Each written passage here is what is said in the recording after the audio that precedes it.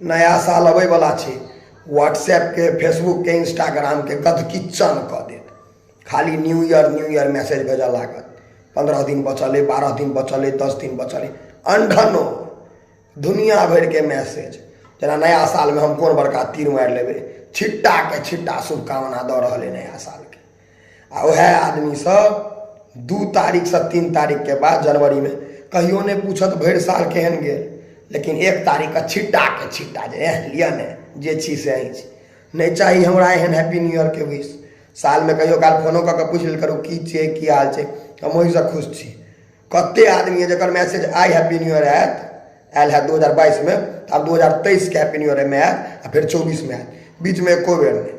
किया एहन कथी हैप्पी न्यू ईयर नहीं करे के? हैप्पी न्यू ईयर तू नहीं करवा तो हमर साल नहीं नीक जायत।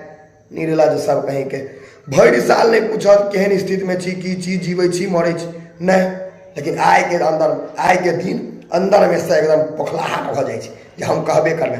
नहीं कहल करू हमरा, बोखला जाइ छी हम एहिमे। हैप्पी न्यू ईयर कहब नहीं कहब कोनो दिक्कत नहीं छै, लेकिन अनदिना हमरा कहियो काल फोन कऽ के हाल खबर लेल करू, आ नहीं तो कोनो काज छै हैप्पी न्यू ईयर कहे के।